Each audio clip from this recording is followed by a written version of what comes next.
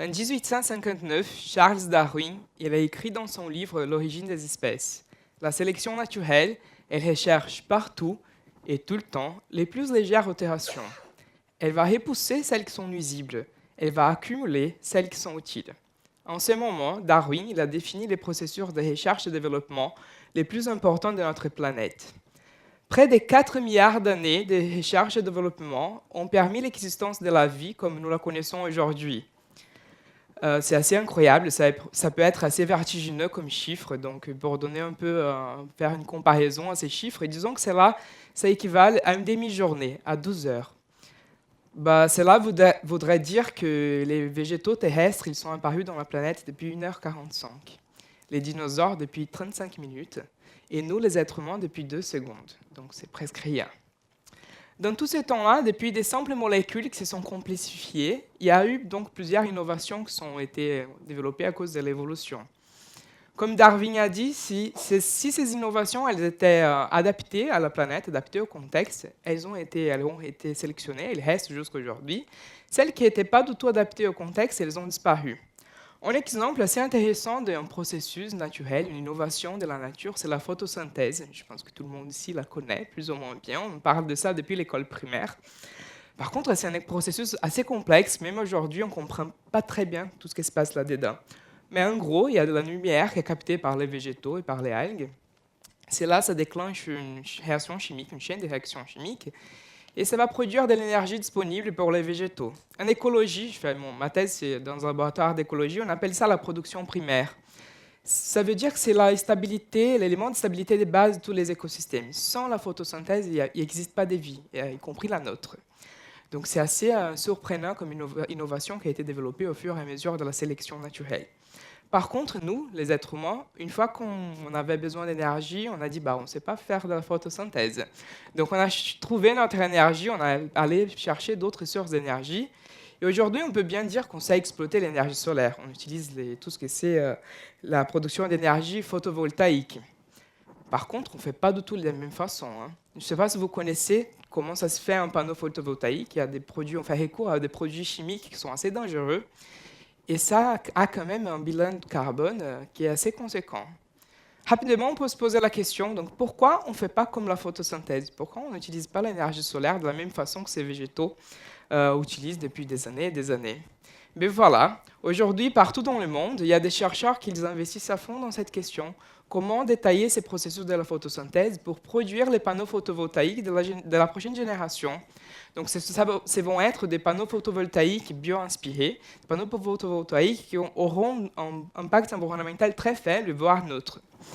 S'inspirer du vivant pour innover durablement. C'est là, on l'appelle le biomimétisme. Donc, on va chercher dans les vivants des stratégies qui ont été sélectionnées au fur de ces demi-journées d'évolution et qui marchent bien dans le contexte de notre planète pour les utiliser pour faire face à nos défis. Ce n'est pas dans n'importe quel défi. On utilise ça aujourd'hui beaucoup avec focus, avec l'accent pour faire face à la transition écologique. Donc, pour nous donner des pistes, pour trouver des innovations, pour faire face à cette question qui se pose aujourd'hui tout le temps. Peut-être vous me direz que ça, ce n'est pas du nouveau, et ça, je suis d'accord avec vous, ce n'est pas du nouveau. Il y a eu des génies parmi nous pendant nos 2 secondes d'existence qui ont cherché dans la nature des solutions. Bien évidemment, Leonardo da Vinci, les premiers qui a regardé les vivants avec un autre regard, et il a fait ses premières ébauches de machines volantes inspirées des oiseaux et des chauves-souris. Mais après, dans les années 40, on a une innovation aussi qui a été inspirée du vivant, et c'est les velcro. Je ne sais pas si vous le savez, mais le velcro, il est inspiré de cette petite fleur-là, c'est la fleur de la Bardane. Cette fleur, elle a une stratégie d'accrochage qui est assez surprenante. Elle va s'accrocher dans les poils et aussi dans nos pantalons quand on va faire une balade en forêt pour se déplacer entre les écosystèmes et donc continuer à exister. Et voilà, donc c'est les vivants qui reviennent pour nous donner des sources d'inspiration. Par contre, dans le parcours de notre existence, dans les 2 secondes que nous sommes sur cette planète, on a innové, on a créé pas mal de choses aussi. C'est pas mal ce qu'on a fait. Par contre, on n'a pas du tout suivi les mêmes règles du vivant. On s'est éloigné de cette logique des grands cycles de la planète et on a créé des choses qui sont assez merveilleuses. Par contre, elles ont un impact environnemental assez important aussi. Aujourd'hui, nos innovations et les schémas qu'on a choisis pour innover, ils mettent en question toute la biodiversité, ils mettent en risque toute la biodiversité et toute l'existence de la vie sur la planète comme nous la connaissons. Donc le biomimétisme, il revient comme une piste de réflexion, une brique de réflexion et nous donne des pistes pour trouver ces solutions dans les vivants pour innover durablement. En 2010, quand j'étais ici à l'Est, ça fait quelques années, c'est la même personne, j'ai changé quand même. Voilà, j'étais à l'Est. En ce moment, je ne savais pas du tout qu'est-ce que c'était le biomimétisme. Par contre, j'étais déjà passionné des processus du vivant, tout ce qui s'est passé dans la nature. Et je faisais une recherche au Brésil sur les processus des traitements des eaux usées par des processus biologiques. En gros, on disait, on prend un polluant qu'on n'arrive pas du tout à traiter, on donne ça à manger de bactéries. Ces bactéries, celles qui vont survivre à ces polluants, peut-être elles vont arriver à décomposer ça et manger ça et continuer à exister. C'était dans ce moment-là, enfin, ça c'est, en gros, c'est les processus qu'il y a derrière la plupart des stations d'épuration des eaux aujourd'hui. C'était dans ce moment-là que je me suis rendu compte qu'aujourd'hui, la société humaine, elle est tellement dépendante des processus naturels, mais on ne se rend pas compte. On est tellement dépendant, et c'est surtout de ces processus invisibles à nos yeux qu'on ne se rend pas compte de tout, qui sont là tout le temps. Pour aller dans les concrets, vous parler de quelques exemples d'innovations biomimétiques qui ont été développées et qui nous aident donc pour faire face à la transition écologique. Je vais vous montrer quelques exemples dans plusieurs échelles et plusieurs domaines. On a parlé du velcro, donc je vous propose de continuer dans le sujet de l'accrochage.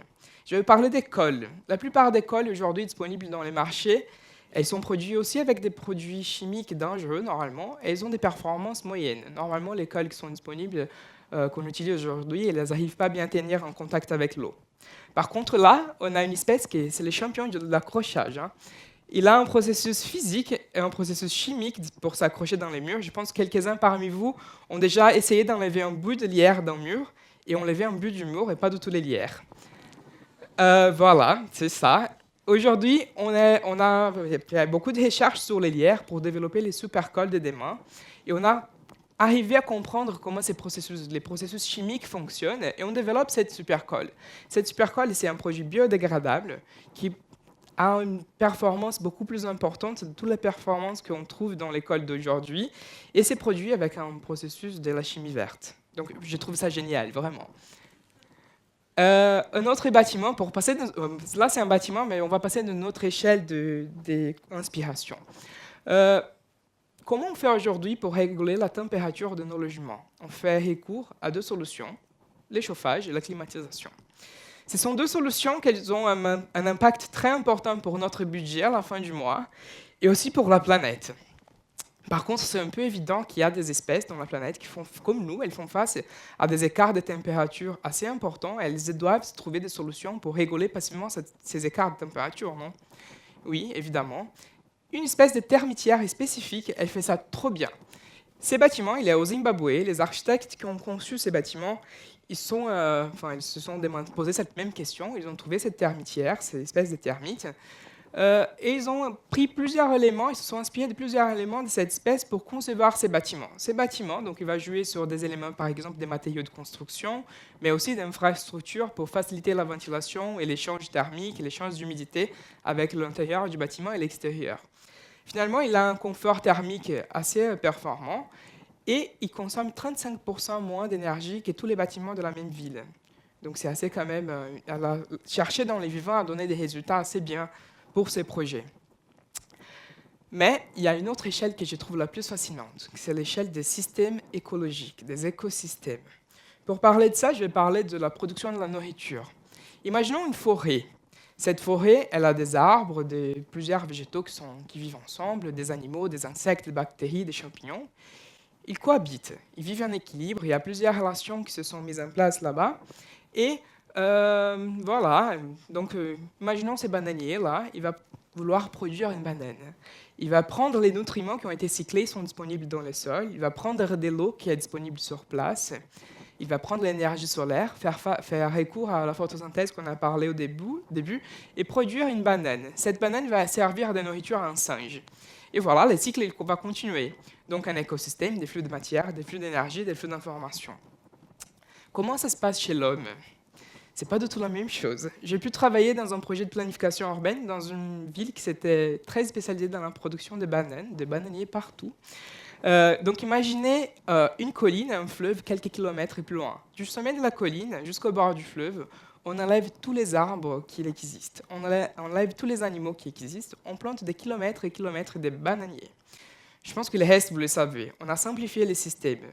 Cette production de bananes, elle n'est pas une autorégulation. Donc, il va falloir ajouter des fertilisants, des pesticides et l'irriguer pour produire des bananes.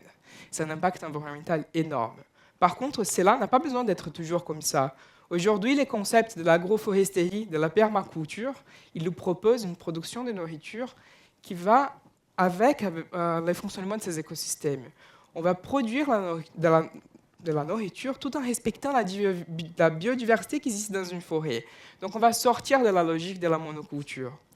Aujourd'hui, les études sur les fermes agroforestières, ils indiquent qu'avec les bonnes techniques et un bon suivi de ces plantations, on peut avoir une production nette supérieure qui est dans une monoculture, dépenser moins d'argent et avoir un impact sur la nature et sur les écosystèmes beaucoup plus faible. C'est pourquoi on ne fait pas ça encore. Voilà. Je vous propose de regarder cette image pour ouvrir un peu notre esprit sur la source, un domaine d'application du biomimétisme, qui c'est le domaine qui me passionne le plus. Donc, j'ai travaillé un peu dans la biologie, après j'ai migré pour la planification urbaine. Donc, c'était assez naturel pour moi pour unir les deux points et travailler avec l'application du biomimétisme en planification urbaine, architecture. Donc là, c'est un dessin par Luc Schuiten. Il nous propose, il envisage comment ça pourrait être une ville bio-inspirée. La cité végétale, il l'appelle. Le temps d'y arriver à ces modèles de villes bio-inspirées, on a eu quand même quelques applications du biomimétisme en architecture qui changent un peu la façon de construire la ville de demain. Vous le savez, la ville, ce sont des berceaux de la plupart des impacts environnementaux aujourd'hui et sociaux aussi. C'est quand même dans les objectifs de développement durable de l'ONU. Donc, c'est un champ fertile pour le biomimétisme. Ces bâtiments-là, il tient beaucoup mon cœur. C'est un bâtiment assez intéressant. C'est un groupe scolaire en Île-de-France. Les architectes, quand on regarde, on ne voit pas beaucoup ce qui se passe là, mais les architectes ont conçu ces bâtiments. Ils ont travaillé en lien étroit avec des écologues pour essayer de répliquer un écosystème d'une falaise.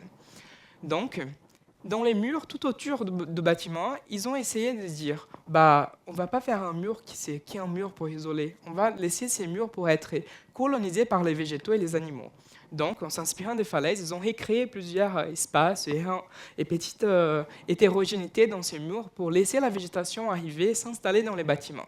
Après, les bâtiments, il y a plusieurs autres éléments, des végétalisations des toitures, d'utilisation des eaux des pluies et tout ça, que c'est des éléments qui se rapprochent d'un fonctionnement écosystémique. Mais pour moi, c'est très intéressant de changer la logique, de chasser la nature et l'inviter à habiter avec nous, construire la ville aussi pour la nature et pas que pour les êtres humains.